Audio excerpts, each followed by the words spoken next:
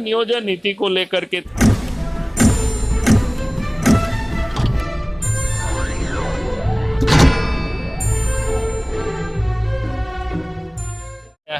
हमने एमएसपी समाप्त नहीं किया। एमएसपी रहेगी, पहले भी था, आज भी है और आगे भी रहेगी।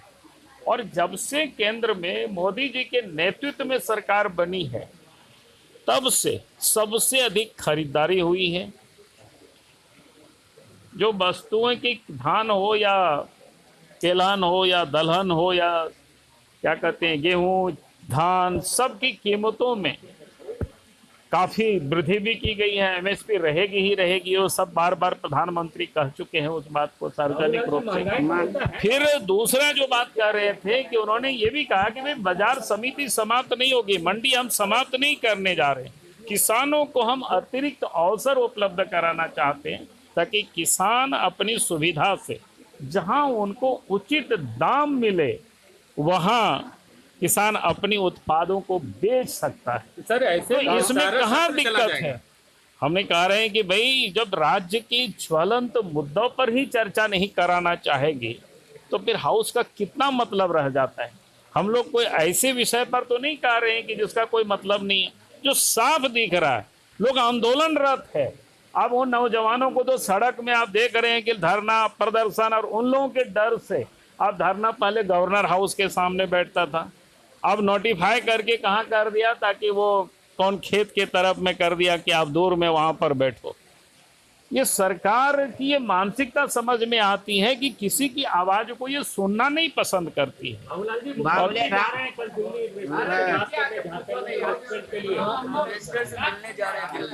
हमने कहा कि यहाँ कौन इन्वेस्ट करेगा। आपने देखा होगा कि पिछले दिनों यहीं पर श्री श्री रविशंकर जी को जमीन मिला हुआ था 5 एकड़, उसका नोटिफाई नहीं मोटेशन भी हो गया, और उस पर जाकर के लोगों ने झंडा और पत्थर वहां पर गाड़ दिया और सरकार की मुलाजिम सब देखते रह गए।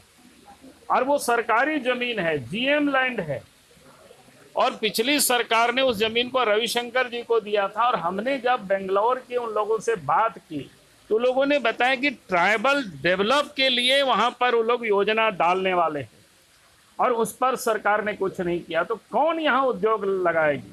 आप उद्योग लगाने के तो उनको जमीन चाहिए ना, जमीन पर ही नहीं लगाएंगे, कोई आसमान पर तो नहीं लगाएगा आकर के झारखंड में। और जहाँ पिछली सरकार ने जहाँ जमीनें दी, मैं तो एक उदाहरण आप सब लोगों के समक्ष रखा और उसका आप सब लोग गवाह हैं।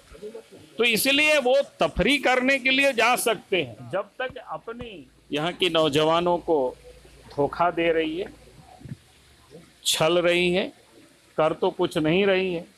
तो एक तो नियोजन नीति को लेकर के था, और दूसरा जो मामला था आप सबको ध्यान में है कि इस प्रकार से इस राज्य में खनिजों की लूट हो रही है।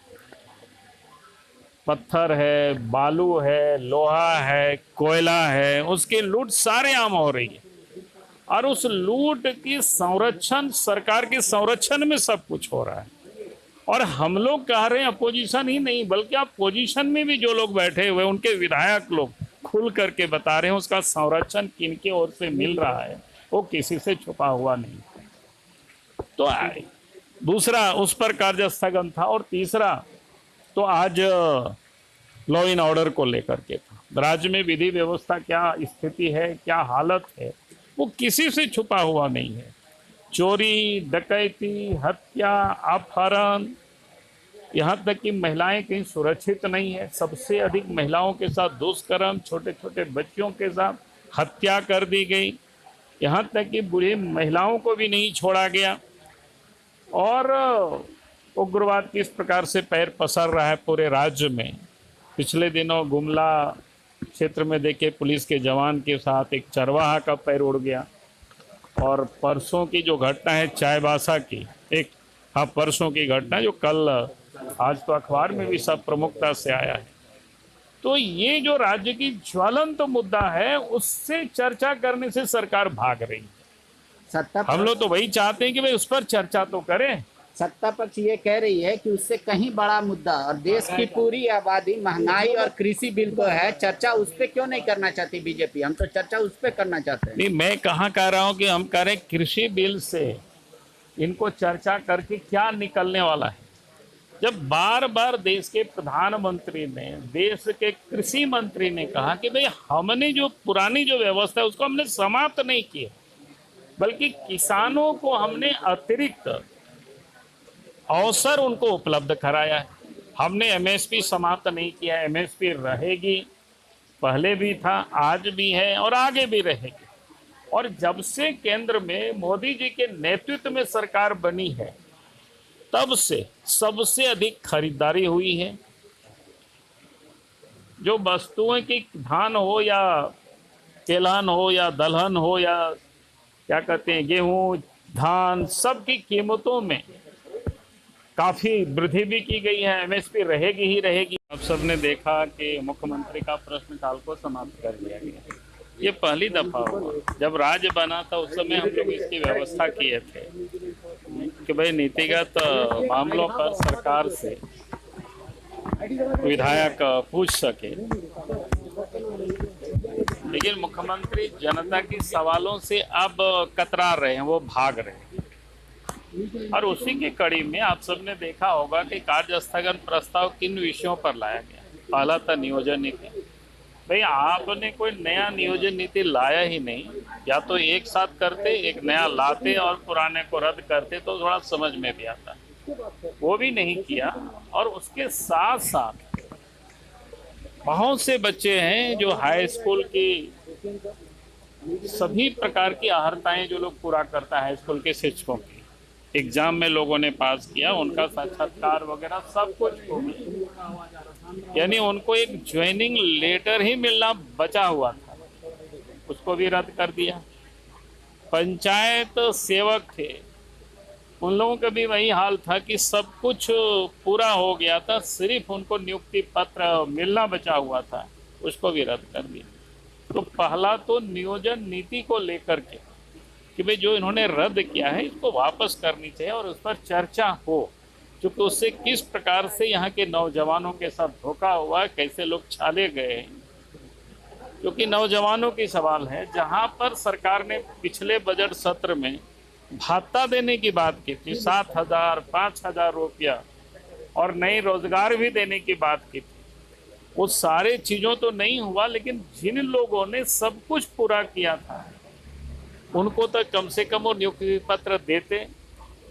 तो इन विषय को लेकर के पहला दिन से ही अपोजिशन की ओर से कर्ज स्थगन प्रस्ताव, चूंकि महत्वपूर्ण विषय था, बिना चर्चा किए, और कैसे धोखा दिया जब हाई कोर्ट में जिस मामले को लेकर के वो चर्चा करते हैं, सिर्फ वो अनुसूचित जिला का मामला था। अनुसूचित जिला से जो बाहर जो 11 जिला था, गैर अनुसूचित जिला, वहां पर तो हाई स्कूल के शिक्षकों की कोई बंदिश नहीं थी बहाली की, बल्कि सरकार ने ही कुछ दिन पहले तो कहा था कि इसका लिस्ट बना करके और जल्दी से जल्दी इन लोगों की नियुक्ति किया जाए। और अचानक, और जब छात्र गए हुए हैं वहां पर सुप्रीम कोर्ट में, तो सरकार भी वहां अपील किया है, भाई कम से कम सुप्रीम कोर्ट का भी निर्णय आने तक इंतजार कर सकती थी।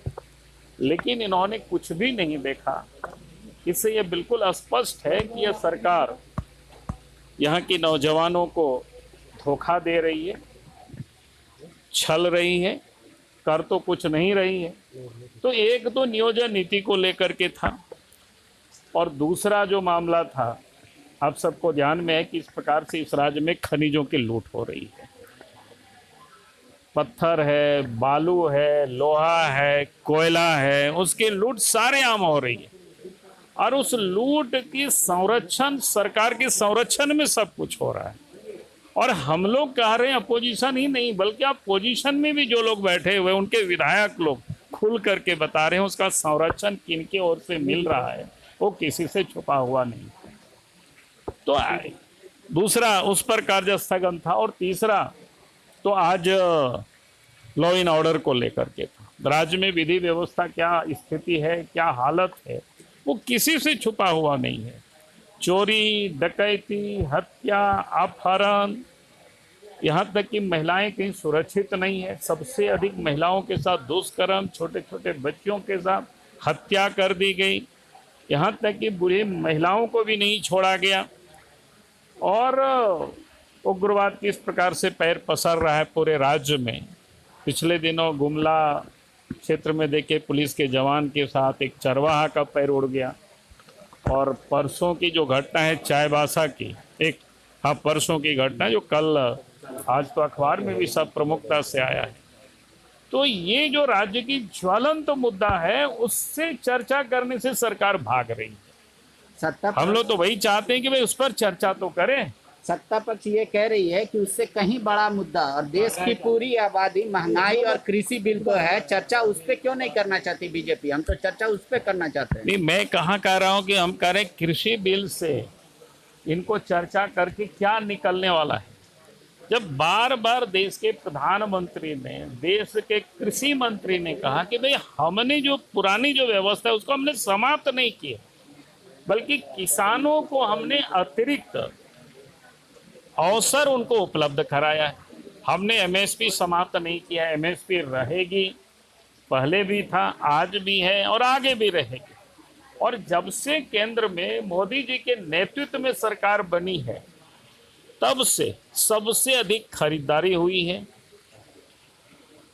जो वस्तुएं की धान हो या तेलहन हो या दलहन हो या क्या कहते हैं गेहूं, धान, सब की कीमतों में काफी वृद्धि भी की गई है। एमएसपी रहेगी ही रहेगी, वो सब बार बार प्रधानमंत्री कह चुके हैं उस बात को सार्वजनिक रूप से। फिर दूसरा जो बात कह रहे थे कि उन्होंने ये भी कहा कि भाई बाजार समिति समाप्त नहीं होगी, मंडी हम समाप्त नहीं करने जा रहे, किसानों को हम अतिरिक्त अवसर उपलब्ध कराना चाहते हैं ताकि किसान अपनी सुविधा से जहां उनको उचित दाम मिले वहां किसान अपनी उत्पादों को बेच सकता है। सर ऐसे तो इसमें कहाँ दिक्कत है? हमने कह रहे हैं कि भाई जब राज्य की ज्वलंत मुद्दों पर ही चर्चा नहीं कराना चाहेगी तो फिर हाउस का कितना मतलब रह जाता है। हम लोग कोई ऐसे विषय पर तो नहीं कह रहे हैं कि जिसका कोई मतलब नहीं है, जो साफ दिख रहा है। लोग आंदोलनरत है। अब उन नौजवानों को तो सड़क में आप देख रहे हैं कि धरना प्रदर्शन, और उन लोगों के डर से अब धरना पहले गवर्नर हाउस के सामने बैठता था, अब नोटिफाई करके कहाँ कर दिया, ताकि वो कौन खेत के तरफ में कर दिया कि आप दूर में वहां पर बैठो।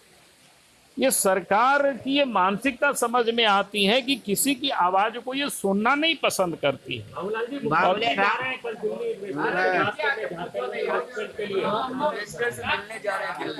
हमने कहा कि यहाँ कौन इन्वेस्ट करेगा। आपने देखा होगा कि पिछले दिनों यहीं पर श्री श्री रविशंकर जी को जमीन मिला हुआ था 5 एकड़, उसका नोटिफाई नहीं मोटेशन भी हो गया, और उस पर जाकर के लोगों ने झंडा और पत्थर वहां पर गाड़ दिया और सरकार के मुलाजिम सब देखते रह गए। और वो सरकारी जमीन है, जीएम लैंड है, और पिछली सरकार ने उस जमीन को रविशंकर जी को दिया था। और हमने जब बेंगलोर के उन लोगों से बात की तो लोगों ने बताया कि ट्राइबल डेवलप के लिए वहां पर वो लोग योजना डालने वाले हैं, और उस पर सरकार ने कुछ नहीं किया। तो कौन यहाँ उद्योग लगाएगी? आप उद्योग लगाने के तो उनको जमीन चाहिए ना, जमीन पर ही नहीं लगाएंगे, कोई आसमान पर तो नहीं लगाएगा आकर के झारखंड में। और जहां पिछली सरकार ने जहां जमीनें दी, मैं तो एक उदाहरण आप सब लोगों के समक्ष रखा और उसका आप सब लोग गवाह हैं। तो इसलिए वो तफरी करने के लिए जा सकते हैं, जब तक अपनी नीति को नहीं सुधारेंगे, जब तक लोगों को यह विश्वास नहीं दिलाएंगे लॉ एंड ऑर्डर राज्य में ठीक है, सब लोग यहाँ सुरक्षित रह सकते हैं, ये लोगों को जब तक भरोसा नहीं होगी तब तक कोई भी इस प्रदेश में उद्योग नहीं लगा पाएगा। रामेश्वर और आप कह रहे हैं कि मोदी जी का हक नहीं दिख रहा